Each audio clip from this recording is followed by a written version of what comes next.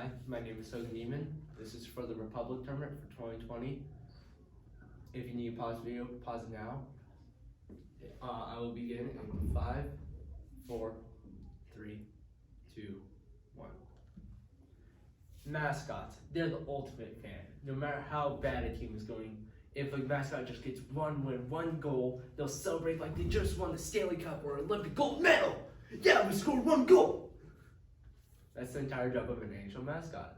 Even if a team is doing bad, they'll still celebrate.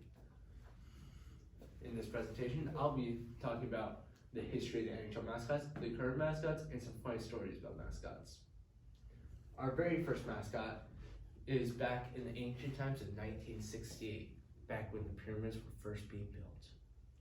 The first mascot was not just some random guy in a suit, it was a real live penguin.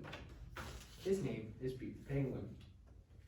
There aren't too many funny stories about Pete because Pete died a month after the Pittsburgh Penguins caught him from pneumonia. The vets think that the reason why Pete got pneumonia was because the ice rink was too hot. Yeah, the ice rink was too hot for a penguin. Next time you're at a hockey rink and you're going, oh, it's so cold. Yeah, the penguin died because it was too hot.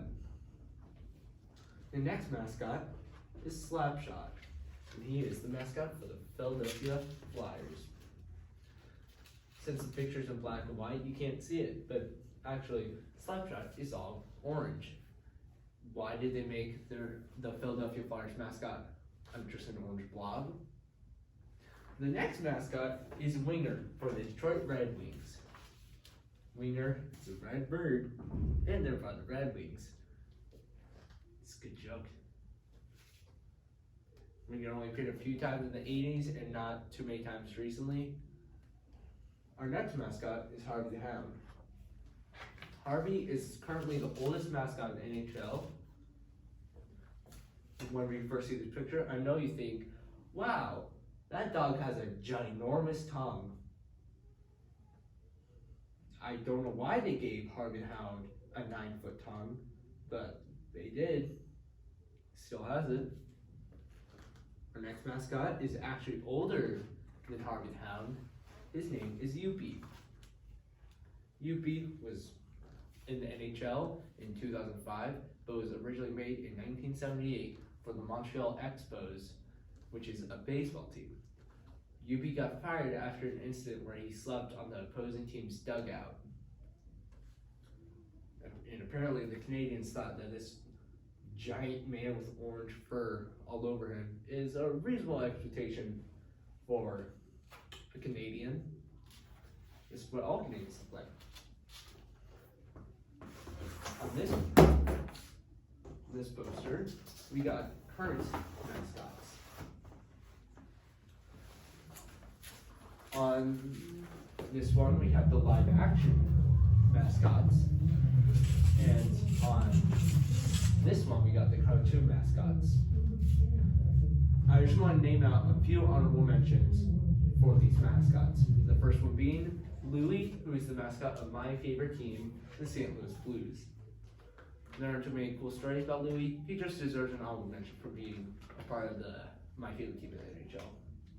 The next mascot that deserves an honorable mention is Nash, who is the coolest mascot in the NHL. In the photo, you can see Nash is a saber-tooth tiger riding a four-wheeler with a broomstick. He is by far the coolest mascot in the NHL. Our next mascot is barely even a mascot. He is Al the Octopus, who is an 80-foot piece of plastic. Al is lowered down every time the Red Wings win, which recently they have not won a lot of games. So Al is a horrible mascot for not being alive, and he isn't even in use ever. Wait, what's this? I don't remember adding this. Ah, what is that? It looks like Monster from the Muppets, except he had 10 Monster Energy drinks and ran into a vat of hair gel and woke up at an ice rink with more Monster Energy drinks around him. And now he wakes in eternity, never being able to sleep. Put this back. You don't need to see that. You can just put that back. So,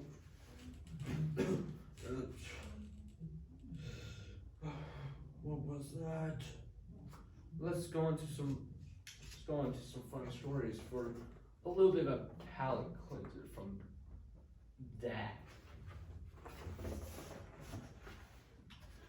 Our first story is not a funny story. It's more of a scary story, but not scary like a dark and stormy night. More of it's a scary situation. SJ Sharkey before the game was propelling from their 100-foot stadium. But as you can probably already guess, SJ Sharkey got stuck. And as you can see in this picture, there was this guy who decided to get onto the beam of a 100-foot stadium and just try to help Sharkey out. The ice crew also laid down 1-inch thick gym mats on the ice in case Sharkey fell, which I don't think they're laying that down for Sharkey. I think they're laying it down for this guy because he's done something like this before. Our next story is also, again, not a scary, well, this is not a scary story. This is another scary situation. Wild Wing is the mascot of the Anaheim Mighty Ducks, and he, before the game, tried to do a stunt where he jumped over fire. And I don't know if you know this, but ducks are highly flammable. Duck suits are even more flammable.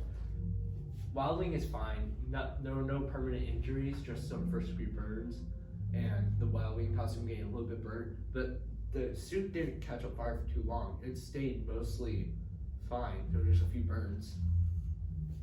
Our next story is, again, just a scary situation.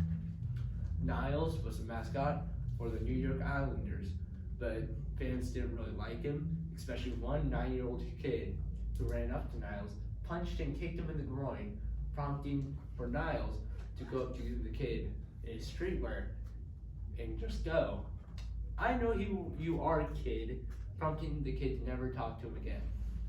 And seeing his face, you know that wasn't his first time going up to kids and saying, "I know who you are." Our next story is going with Harvey the Hound. Harvey the Hound, during the game, was mocking the other team's coach by just came right up in his face because they were winning. So what did the coach do? He grabbed Harvey the Hound's tongue and yanked it clean out of his mouth. So Harvey, for the rest of the game, did not have a tongue. Harvey later came out in the game with that tongue, but instead of it being wrapped in his neck, it was wrapped around his neck like a scarf. Now that we got the history of NHL mascots, the current mascots, and some funny stories out of the way, I just want to briefly touch on why mascots are so important and how good they are. NHL mascots are an amazing way to get little kids into hockey. What do you think is more likely for a little kid to say? "Wow, I really like that Jaden Schwartz guy. He puts up so many points for the St. Louis Blues. I hope he does really well next season. He's projected to have 150 points. Or do you think they'll say, "I like that giant blue polar bear thing. It gave me a high five. Yeah!" Probably the high five. And whenever that kid eventually becomes a grown-up, they'll grow up with that mascot. That mascot can directly lead to that kid liking the teams. And if the kid likes even more mascots, he'll eventually start liking more teams. One of the oldest mascot in the NHL, like I've already said, is Harvey the Hound. He first got Grant Kelbel is the man who plays Harvey the Hound. He originally got into the suit when he was 29. But 36 years later, he still plays Harvey the Hound. Imagine being in, like, once a week, running around a ginormous stadium in a giant dog costume for 36 years and just high-fiving little kids and hugging them all day long. Even if you don't like mascots, like you're watching a game and you go, "Wow, that mascot's so annoying," just remember how much effort they actually put into it. Even though I'm not a big fan of the Blackhawks because they are the rival team of the St. Louis Blues, I can still really appreciate the mascot because he is a good mascot. And next time you see a mascot, don't go, oh, it's the mascot again. I don't want to watch this. Just appreciate how much they